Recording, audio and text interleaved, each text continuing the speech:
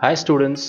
तो आज के क्लास में हम आपके बोर्ड एग्जामिनेशन के लिए टॉप 5 क्वेश्चंस देखेंगे from the chapter of areas related to circle. So let us begin. तो ये हमारा फर्स्ट क्वेश्चन है और ये कहता है कि if the area of a sector of a circle bounded by an arc of length 5 पाई, मतलब एक सर्कल आपके पास है ऐसा, ठीक है, उसमें एक आर्क है, मान लीजिए यहाँ से लेकर यहाँ तक आर्क है ए बी। इस आर्क का जो लेंथ है ना वो 5 पाई है, 5 पाई सेंटीमीटर इस आर्क ए बी का लेंथ। और कहा गया है कि इसमें जो सेक्टर फॉर्म हो रहा है, मतलब कि अगर मान लीजिए ये सेंटर है ओ, तो ये जो आर्क है वो एक सेक्टर फॉर्म करेगा, है ना, सेक्टर फॉर्म करेगा कुछ ऐसा। ये ये तो ये जो सेक्टर आप देख रहे हो, ये सेक्टर, इसी की बात हो रही है। इसका जो एरिया है वो आपको गिवन है ना, इसका एरिया आपको गिवन है, वो है आपका 20 पाई। तो ये एरिया है आपका 20 पाई सेंटीमीटर स्क्वायर। देन हमें ये पता करना है कि इसका रेडियस क्या होगा, मतलब अगर ये रेडियस है तो ये क्या होगा यहाँ पे। तो इसे फाइंड करने का बहुत ही सिंपल सा तरीका है। आप सबको पता है कि सेक्टर में ये एंगल जो होता है ये मान लीजिए थीटा है, ये भी गिवन नहीं है हमें, और ना ही हमें रेडियस पता है। लेकिन हमें ये पता है कि अगर आप एरिया निकालना चाहते हो किसी सेक्टर का, तो एरिया ऑफ अ सेक्टर क्या होता है, एरिया ऑफ अ सेक्टर जिसका एंगल गिवन हो थीटा है यहाँ पे और रेडियस आर है, तो उसका होता है थीटा बाई 360, ठीक है, इंटू पाई आर स्क्वायर। ठीक है, तो ये एरिया का होता है सेक्टर का। और वैसे ही length of arc, length of arc यानी यहाँ ए बी, ये लेंथ, ये आप कैसे निकालते हो, तो इसका भी फॉर्मूला होता है बड़ा ही सिंपल, थीटा बाई 360, दोनों में थ्री थीटा बाई 360 आएगा, ठीक है, सेंट्रल एंगल इंटू, और यहाँ पे सरकमफ्रेंस से मल्टीप्लाई करते हैं 2 पाई आर। ठीक है, यहाँ पे एरिया से मल्टीप्लाई करते हैं, है ना, पाई आर स्क्वायर, और यहाँ पे सरकमफ्रेंस से। तो ये दो बेसिक फार्मूला है जो आप खुद से भी डिराइव कर सकते हो। अब इसी के बेसिस पे हम सॉल्व कर देंगे क्वेश्चन। ठीक है, तो क्या गिवन है आपको, तो area of this sector is 20 पाई, 20 पाई है इस सेक्टर का एरिया। ठीक है, और ये इक्वल हो जाएगा इसके, है ना, theta by 360 into pi r square.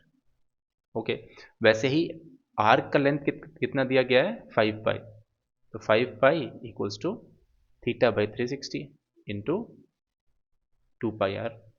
ठीक है, हम क्या करेंगे, इन दोनों इक्वेशंस को डिवाइड कर देंगे। मान लीजिए फर्स्ट है, ये सेकंड है, तो 1 को हम डिवाइड कर देते हैं 2 से, फर्स्ट इक्वेशन को सेकंड से डिवाइड करेंगे, तो क्या मिलेगा आपको, तो आपको मिलेगा 20 पाई डिवाइड हो जाएगा 5 पाई से, है ना, लेफ्ट हैंड साइड से डिवाइड होगा, और राइट हैंड साइड से, तो मतलब theta by 360 into pi r square divided by theta by 360 into 2 pi r. समझ रहे हैं, इसको मैंने डिवाइड कर दिया इससे। अब यहाँ पे बहुत सारी चीज़ें कैंसिल आउट हो जाएंगी, है ना, ये पाई कैंसिल हो गया, 5 4 टाइम्स होता है, ठीक, ये डिवाइडेड बाई 360 कैंसिल, कैंसिल, ये पाई कैंसिल, यहाँ पे दो आर हैं, है ना, आर स्क्वायर का मतलब क्या होता है, इसका मतलब होता है आर इंटू आर, और यहाँ पे एक आर है, तो एक आर कैंसिल, तो टोटली आपको बचा क्या है यहाँ से, तो आपको बचा एक आर राइट हैंड साइड में, है ना, और नीचे 2, और लेफ्ट हैंड साइड में आपको बचा 4। तो इक्वेशन कुछ ऐसा है आपका, ठीक है, 4 equals to r divided by 2, बस इतना ही बच गया। अब ये 2 जाएगा उस तरफ, तो आर का वैल्यू आपको निकल जाएगा 4 इंटू 2 8। ठीक है, तो इसका आंसर हो जाएगा 8 centimetre, option C, option C 8 centimetre, ऐसे लिखना है आपको एग्जाम में।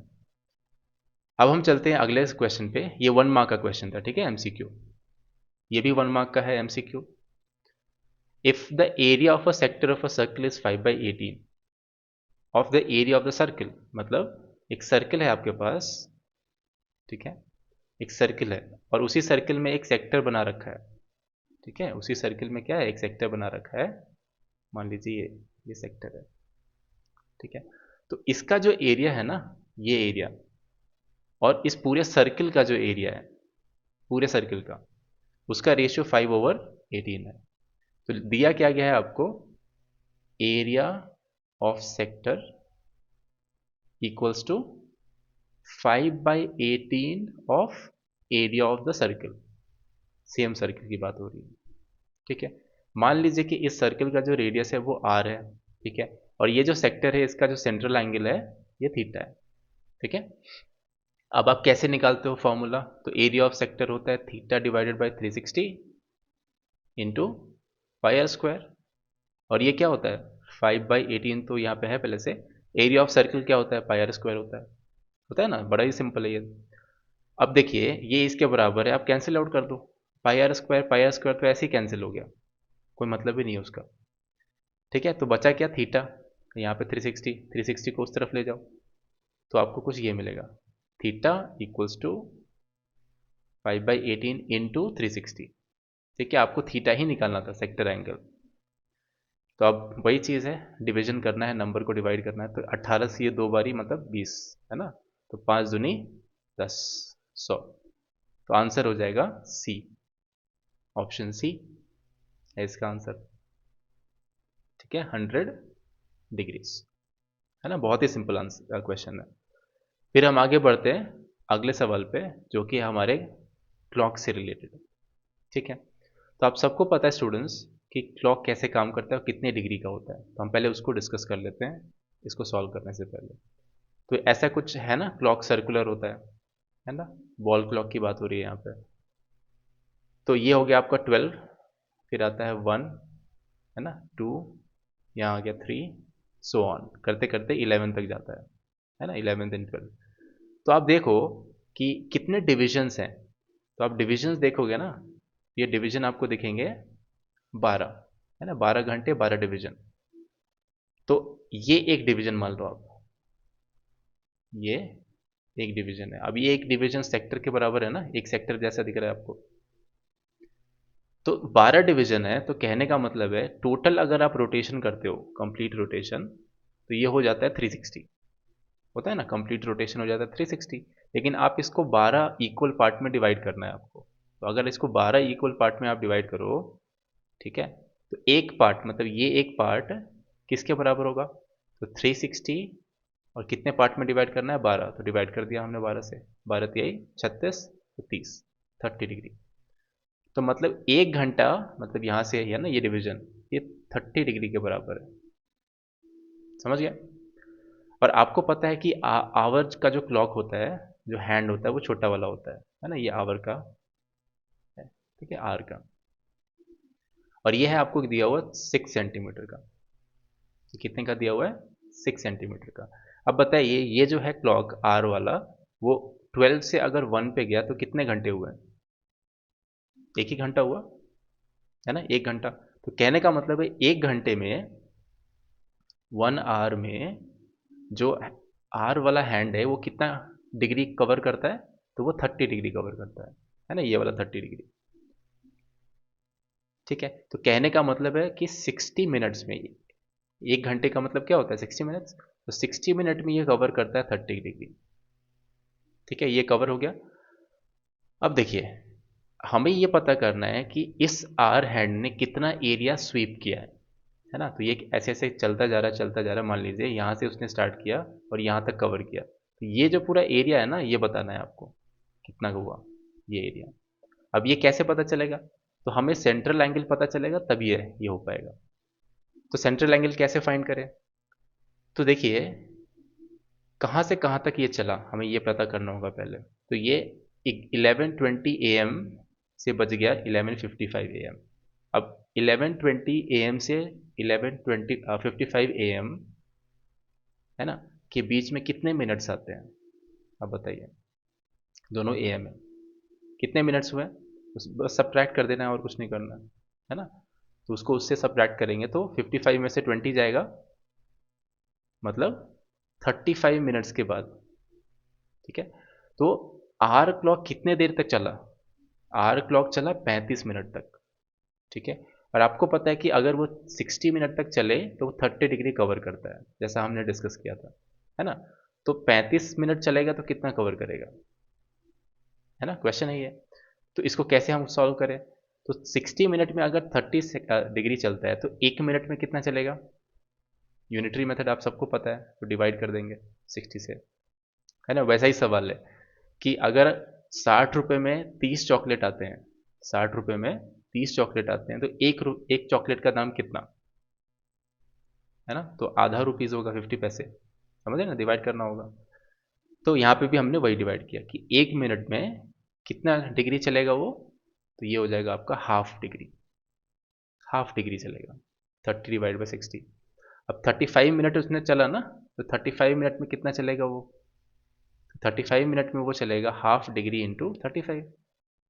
तो मतलब इतने डिग्रीज वो चला आर क्लॉक, मान लीजिए यहाँ से लेकर यहाँ तक चला, मान लीजिए, मतलब इतना तो नहीं चल पाएगा, है ना, 35 मिनट ही चल रहा है, तो थोड़ा सा चला, ठीक है। अब आपको एंगल पता चल गया, सेंट्रल एंगल, है ना, ये एंगल ही तो है। मान लीजिए कि आर क्लॉक यहाँ से स्टार्ट किया चलना, मान लीजिए यहाँ पे था, तो वो चलते चलते यहाँ पे चला गया, 30 मिनट उसने 35, ये जो एंगल आप देख रहे हो कितना कवर किया इसने, 35/2 डिग्री, इतना ही कवर किया। तो आपको ये एरिया पता करना है सेक्टर का, ठीक है, रेडियस आपको पता है 6 सेंटीमीटर हो गया, है ना, क्योंकि आर हैंड जो होगा वो तो रेडियस के बराबर होगा ना, वही तो चल रहा है इधर से उधर। अब सीधा डायरेक्टली जो आपका फॉर्मूला है ना, एरिया ऑफ अ सेक्टर, उसमें इसको सब्स्टिट्यूट कर दीजिए, तो वो फॉर्मूला है θ/360 इंटू पाई आर स्क्वायर, बस इसमें आप इसको सब्स्टिट्यूट कर दीजिए, तो ये जो है थीटा है, तो 35/2, तो 2 नीचे चला जाएगा, है ना, ऐसे, इंटू पाई, पाई कितना है 22/7 ले लेते हैं इसमें, और आर जो है आपका 6 है, 6 का स्क्वायर कितना होगा 36 होगा। अब बस इसको सॉल्व कर देना है, बहुत ही सिंपल है इसको सॉल्व करना। 7 से ये 35 जाएगा 5 टाइम्स, है ना, 36 से 36, है ना, 360 जाएगा 10 टाइम्स, फिर आता है आपका 2 से 22 जाएगा 11 टाइम्स, है ना, 5 से फिर 10 जाएगा 2 टाइम्स, है ना, ये हुआ। और कुछ बचा नहीं, और कुछ नहीं बचा, तो 11/2, 11/2 मतलब 5.5 सेंटीमीटर स्क्वायर, तो ये हो जाएगा आपका एरिया, मतलब ऑप्शन बी, ठीक है, ऑप्शन बी होगा इसका आंसर। अब हम चलते हैं आखिरी नेक्स्ट क्वेश्चन पे, और ये है आपका 3 मार्क का क्वेश्चन, ठीक है। इस क्वेश्चन में क्या कहा गया है, रेक्टेंगुलर पार्क, तो एक रेक्टेंगुलर पार्क है कुछ ऐसा, ठीक, फिर कहा गया है उसका जो लेंथ है वो 100 मीटर है, और जो उसका विड्थ है वो 50 मीटर है। It is surrounded by semi circular flower beds all around, मतलब मान लीजिए यहाँ पे इस तरीके का फ्लावर बेड है, सेमी सर्कुलर, चारों तरफ है, यहाँ पे है, यहाँ पे है, यहाँ पे है, और यहाँ पे है, ठीक है, 4 है। अब हमें पता क्या करना है, find the cost of levelling the semi circular flower beds at this rate, तो मतलब इन सबको क्या करना है ना, ग्रास से इसको लेवल करना है ना, मतलब मान लीजिए कि ग्रास के ऐसी लेवलिंग करना है इस सबका, तो इसमें कितना कॉस्ट लगेगा हमें ये पता करना है, इन चारों को लेवल करने में कितना कॉस्ट लगेगा, उसका रेट भी दिया गया है, 60 पैसे, मतलब 1 रुपये लगते हैं पर मीटर स्क्वायर। तो बहुत ही सिंपल सा फॉर्मूला है इसके लिए, है ना, सिंपल सा लॉजिक है कि आप ये वाले, इस वाले को देखो सेमी सर्किल को, और इस वाले सेमी सर्किल को देखो, इन दोनों को आप ज्वाइन करोगे तो एक सर्किल मिलेगा आपको, है ना, मिलेगा बिल्कुल, ठीक है, तो ये दोनों मिला के एक सर्किल हो गए, ठीक है, और इस सर्किल का रेडियस कितना होगा, तो ये जो आप देख रहे हो ये डायमीटर है ना, 100 मीटर, तो इसका रेडियस हो जाएगा 50 मीटर, तो बड़े वाले सर्किल का रेडियस होगा 50 मीटर, और छोटे वाले का रेडियस कितना हो जाएगा 25 मीटर, समझ रहे हैं। तो हम स्टार्ट करेंगे यहां से, given length of rectangle is 100 meter, breadth of rectangle is 50 meter, okay, so here area, या फिर आप कहो here radius, radius of the semi circle A, आप इसको मार्क भी कर सकते हो, सेमी सर्कल A, मान लीजिए ये A है सेमी सर्कल, ये B है सेमी सर्कल, ये वाला C है, आप पे डिपेंड करता है, C है, और ये डी है। ठीक है, डायग्राम ऐसे बनाना है। तो इसका जो रेडियस होगा वो क्या होगा, इक्वल टू वो होगा 100 डिवाइडेड बाई 2, यानी कि 50 मीटर। ओके, वैसे ही आप लिखोगे ये और इसके बराबर होगा, किसके बराबर होगा, radius of semi circle be, इसके बराबर है। वैसे ही आप लिखो रेडियस ऑफ, और इसको ऐसे डिनोट कर दो R1 से। ठीक है, R1 से डिनोट कर दो। And radius of the semicircle C, इसको R2 से मैं डिनोट कर रहा हूं, इक्वल्स टू ये कितना हो जाएगा, 50 डिवाइड बाई 2, मतलब 25 मीटर। और यही किसके बराबर है, तो radius of semi circle D. ठीक है, तो सबका रेडियस हमें पता चल गया। तो यहां से आप बोलोगे सो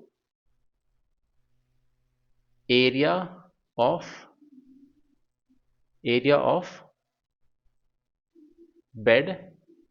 बेड्स ए एंड बी, है ना, ए और बी दोनों को कंबाइन करके आप देखो एरिया तो क्या है, सीधा पाई R1 स्क्वायर। ठीक है, क्योंकि दोनों को ऐड करेंगे तो पूरा कंप्लीट सर्किल आपको मिलेगा। तो ये हो जाएगा आपका 3.14 इंटू रेडियस 50 था। ठीक है, इसमें सब्स्टिट्यूट कर दीजिए, मीटर स्क्वायर में आंसर आएगा। वैसे ही आप लिखिए area of flower beds C and D, क्या हो जाएगा, पाई R2 स्क्वायर, क्योंकि वो भी एक सर्किल फॉर्म कर रहे हैं दोनों मिलके। तो वही है 3.14 इंटू 25 का स्क्वायर, मीटर स्क्वायर। ठीक है, तो total area, thus total area to be levelled. तो कितने टोटल एरिया लेवल करने के लिए, तो इन दोनों को कंबाइन करेंगे, है ना। तो 3.14 into 50 square plus 3.14 into 25 square. ठीक है, सिंपल सा है, दोनों को ऐड कर दीजिए, ये हो गया 2500 प्लस 625, और मल्टीप्लाई करके इसको मीटर स्क्वायर में आप फाइंड कर दो। ठीक है, और ये फाइंड करने के बाद आप क्या करना है, उसके बाद लास्ट स्टेप है, इन सबको रेट से मल्टीप्लाई कर देंगे। ठीक है, रेट से इसको मल्टीप्लाई कर देंगे। Therefore total cost of levelling लिखोगे आप पूरा, इक्वल्स टू, तो जो रेट है 60 पैसे, तो 60 पैसे को 1 रुपी, सॉरी 60 पैसे को 60 पैसे ही रखते हैं, तो 60 इंटू एरिया, तो 3.14 इंटू ये ये एरिया पूरा आप लिख दो यहाँ पर। ठीक है, और ये आपका निकलेगा आंसर पैसे में, ये आंसर आपका आएगा पैसे में। आप उसको कन्वर्ट कर सकते हो रुपीज़ में, 100 से डिवाइड करके। ठीक है, रुपीज़, उतना आपका आंसर आ जाएगा। ठीक है, ये है आपका 3 मार्क। फिर आगे बढ़ते हैं, ये लास्ट क्वेश्चन है हमारा, और ये भी 3 मार्क्स का है। तो इस क्वेश्चन में आपको क्या करना है स्टूडेंट्स, तो in the following figure an equilateral triangle ABC of side 6 centimetre has been inscribed in a circle. ठीक है, तो ये इक्विलैटरल ट्राइंगल ABC है जो कि इस सर्कल में इंस्क्राइब्ड है। ठीक है, हमें क्या करना है, शेडेड एरिया निकालना है, तीनों पार्ट, ये तीनों का को ऐड कर देना है निकालने के बाद। तो हम कैसे करें, है ना। तो एक बहुत ही सिंपल सा तरीका है कि हम क्या करेंगे, इस पूरे सर्कल का एरिया निकालेंगे। क्या करेंगे, इस पूरे सर्कल का एरिया निकालेंगे, और उसमें से ये ट्रायंगल का जो एरिया है ये घटा देंगे। ये ट्रायंगल का एरिया क्या करेंगे, उसमें से घटा देंगे, मतलब सब्ट्रैक्ट कर देंगे। तो ऑब्वियसली वो शेडेड एरिया हमें पता चल जाएगा। ठीक है, लेकिन स्टूडेंट्स प्रॉब्लम यहाँ ये है कि हमें गिवन क्या है, गिवन ये है कि ट्रायंगल ABC का साइड लेंथ आपको पता है, in triangle ABC AB equals to BC equals to AC, और वो इक्वल टू 6 सेंटीमीटर है, ये आपको गिवन है। ठीक है, आपको फाइंड क्या करना है, टू फाइंड वो है area of the shaded region, area of the shaded region. ठीक है, ये फाइंड करना है। आप इसे फाइंड कैसे करोगे?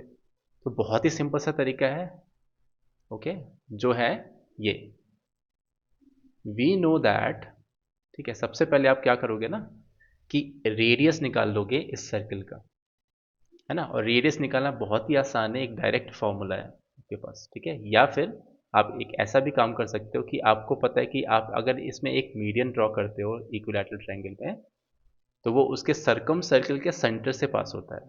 सपोज ओ है इसका सेंटर, तो ये ओ से पास करेगा, मीडियन ए डी सपोज।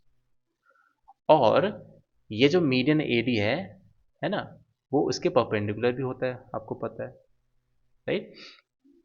और ये भी इंपॉर्टेंट है कि जो मीडियन होता है ना, उसको सेंटर 2/3 पार्ट में डिवाइड कर देता है, ठीक है। तो उतना डेप्थ में जाने की ज़रूरत नहीं है, आपको डायरेक्ट फॉर्मूला भी आप यूज़ कर सकते हो इसमें, ठीक है, इसको सॉल्व करने के लिए, ठीक है। वो क्या है फॉर्मूला? तो वी नो दैट कि radius of the circle, radius of the circum circle of an equilateral triangle, of an equilateral triangle, okay, with side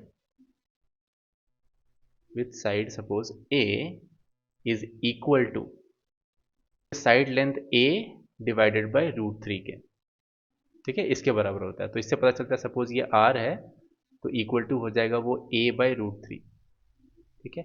और ये A, यहाँ पे ये A है, ठीक है, इसका इक्विलैटरल ट्रायंगल का साइड लेंथ। तो A मतलब 6/√3, इसका रेडियस आपको पता चल गया, ठीक है। अब हम सीधा इसका कैलकुलेशन स्टार्ट कर देते हैं। सो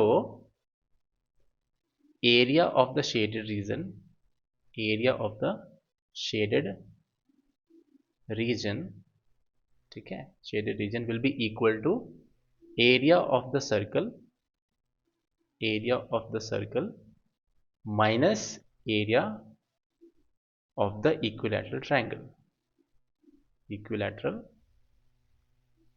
ट्रायंगल ABC, ठीक है। अब एरिया ऑफ अ सर्कल क्या होता है? पाई आर स्क्वायर, तो पाई आर स्क्वायर माइनस इस इक्विलैटरल ट्रायंगल का एरिया क्या होगा? तो स्पेशल फॉर्मूला है उसका, होता है √3/4 A²। अब यहाँ पे आप सब्स्टिट्यूट कर दो वैल्यूज को। पाई आपको लेना है 3.14, तो 3.14 इंटू रेडियस जो कि है 6/√3, है ना, तो इसका स्क्वायर होगा, रेडियस का स्क्वायर, माइनस √3/4 A मतलब 6 स्क्वायर, ठीक है। अब इसको आप कैलकुलेट कीजिए और इसका आंसर आप फाइंड आउट कर लीजिए, ठीक है, सिंपल कैलकुलेशन है। तो आई होप ये 5 क्वेश्चंस आपके बोर्ड एग्जामिनेशन में हेल्पफुल रहे आपको। तो I will see you in the next class, like and subscribe, good bye.